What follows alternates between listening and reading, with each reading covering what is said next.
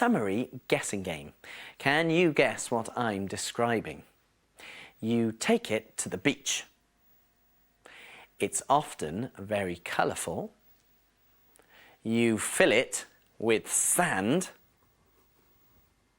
And you use it to make sandcastles. Yes, you guessed it. It's a bucket. But where's my spade? I wonder if it... Bet you can't guess where I am. Well, I'm in a town. Oh, you can see that by how busy it is. Well, just look at all this traffic. And there's lots of people everywhere. I suppose this is pretty much like any town anywhere. Except that it's rather special to me because it's in a country called Ireland. And that's where I come from. Ireland. Oh, not from this town, but from a little village. Do you know the difference between a town and a village? Well, I'll tell you. Villages are much smaller than towns. Not so many houses, not so many shops, and not so many people. Come on, I'll show you. And here we are. Oh, it's a bit different from the busy town, isn't it? You see, there's hardly any traffic and just a few shops. But the shops sell nearly everything you need. And this one even sells petrol. And inside, they've got all the food and things you'd expect to find in a grocer's shop. And lots of extra things. So the people who live in the village don't have to travel all the way into the town to get the things they want. Hello there, Mrs. O'Brien. How are you doing? Fine, thank you. Nice to see you back, Judy. Oh, look! This is where I used to live when I was a little girl. Oh, I don't know who lives there now. Oh, but I hope they're as happy as I was.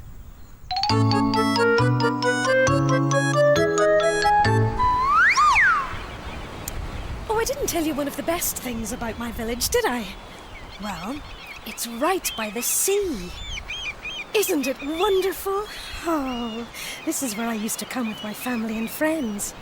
We'd play games and have picnics and splash about on the water's edge, or just sit and enjoy the sunshine. Of course, it wasn't always sunny. Sometimes it can be wild and wet and windy here. Oh, but I still love it. I feel at home here in Ireland. There's a special feeling about the place. I'm not sure what you'd call it. Perhaps it's just the Irishness. There is something you can only get in Ireland. No other place has got it, I have found. There's a feeling everywhere, on the ground and in the air. It's the Irishness, it's everywhere around. Some say the secret's in the mighty mountains. Or could it be the twinkling of a stream? I can't say and I don't care, I just know that when I'm there, the Irishness makes life seem like a dream. Home again, I'm home again. I've been away too long. Home again, I'm home again. Back home where I belong. It's so good to see so many friendly faces, and to hear their laughter, such a happy sound. And everywhere I go, I see places that I know, and the Irishness is everywhere around.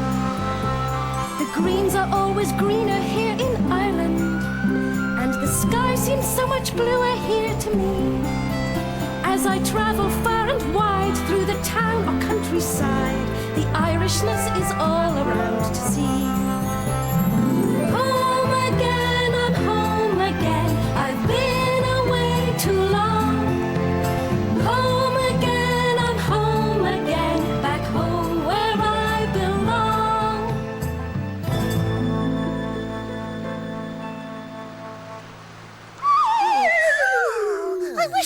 Live in a village near the sea?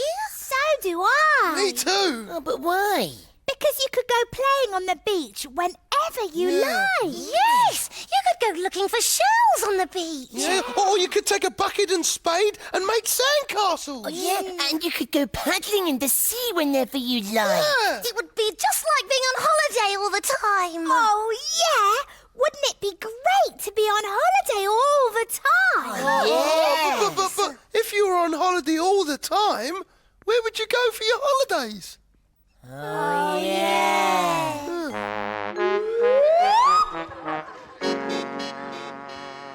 Ah, now here's a place where I used to spend a lot of time. It's my old school. Oh, I had a great time here with my friends. It looks as if it's playtime at the moment.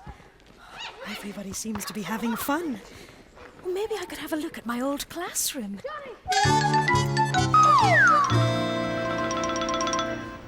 Well, the pictures on the wall are different, but everything else looks pretty much the same.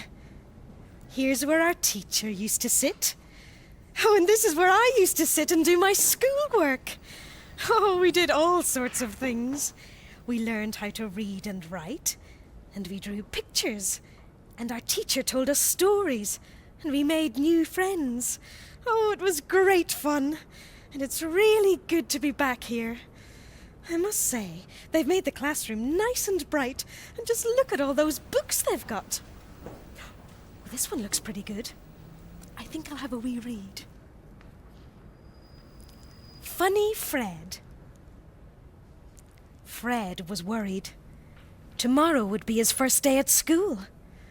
School starts tomorrow, he said to his sister. What shall I take? Oh, you know, said his sister. The usual stuff. Like what? Said Fred. Whatever you think you need, said his sister. Right, said Fred. School starts tomorrow, Fred said to his brother. What will I need? A spade, said his brother, without looking up from his book. Oh, right, said Fred. School starts tomorrow, Fred said to his grandpa. What do I need to take? Take something soft to sit on, said Grandpa. Those seats are hard. Right, said Fred. School starts tomorrow, Fred said to his grandma. What shall I take? Take a hot water bottle, said Grandma. Those classrooms are freezing. Oh, right, said Fred. And he went to the shop. What do I need to take to school? Fred asked Mr. Big Nose. Take plenty of cookies, said Mr. Big Nose. They never give you enough to eat. Right, said Fred. Aunt Lulu, said Fred. What do I need to take to school? Take a pet, said Aunt Lulu. You'll need someone to talk to. Right, said Fred. Fred, said his mum when she came to say goodnight. What on earth is all this stuff? Things I need for school, said Fred. Oh, you are funny, Fred, said his mum. What you need is a pencil, a rubber, and a brand new box of crayons. And a school bag to take them in, said his dad, which I've got right here. Is that all? Said Fred. That's all, said his dad. Phew, well, that's all right, said Fred. Oh, and there's Fred painting a picture on his first day at school. And so he didn't have to take all that stuff after all. Oh, that was a lovely story, wasn't it? Well, I'll just put it back where it came from. Now. Ah, do you know what this is? Oh, it looks a bit like a bowl, doesn't it? But it's not. It's actually a boat called a curragh, and it's made out of wood and a material called canvas, so it's very light and easy to carry around. And I think I know where we can see a real curragh being made. Oh, that's the bell. It means that playtime's over, so I'll just head off before the children come back in. Now this is the place where my friend makes the curraghs. Shall we go and see how he does it? Hello there, Johnny. How you doing? Not too bad, Judy. Yourself, you're welcome back again. Oh, it's good to be back. Do you mind if I watch for a bit? No problem. I'll soon be ready now anyway, so we'll have on the water. And here we have the finished curragh. And because they're so light, the men can carry them on their backs and walk them down to the water. When I was a little girl, and I saw the men walking with the curraghs, I thought they looked like great big beetles glumping down to the sea. Oh, I used to love watching the boats going down to the water, but I never got too close in case I fell in. And you've got to be very careful with water. Isn't that great? A homemade boat you can carry to the water and row around in. Or if you wanted to, you could go fishing. Don't you wish you could build a boat like that?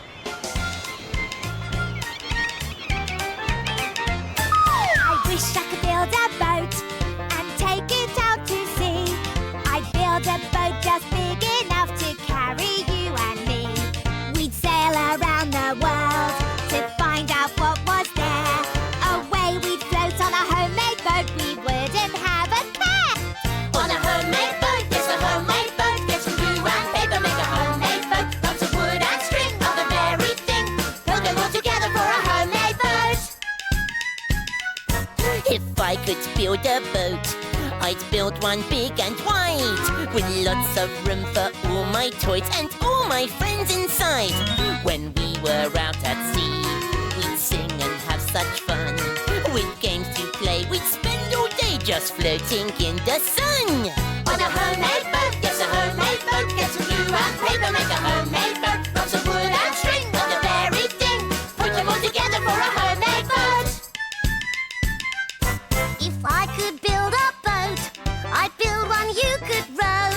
I'd take it to the riverside and paddle with the flow. So gently down the stream and round the river bends. The birds and frogs and little fish would all be my new friends. On a homemade boat, yes, a homemade boat. Get some glue and paper, make a homemade boat. Lots of wood and string are the very thing. Put them all together for a homemade boat. If I could build a boat, I'd build a submarine and dive down underwater to see things I've never seen.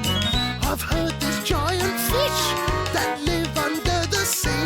Or I might find a treasure chest and that sounds good to me. On a homemade boat, yes, a homemade boat. Get some glue and paper, make a homemade boat. Lots of wood and string are the very thing. Put them all together for a homemade boat. But somehow I don't think they're gonna float.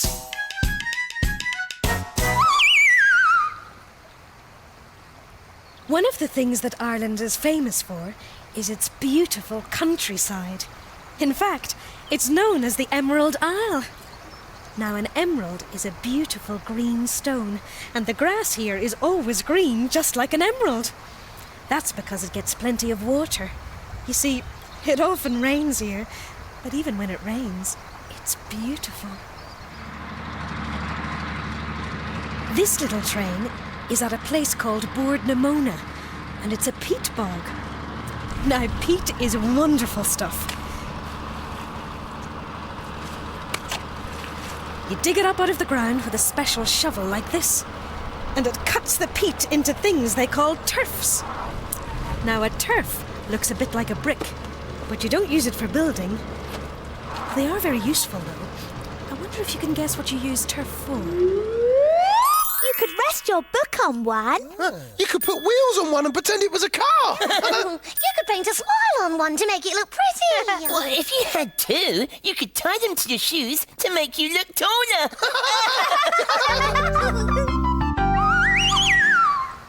Well, I'm sure there's all sorts of things you could do with turf, but the best thing is to burn it.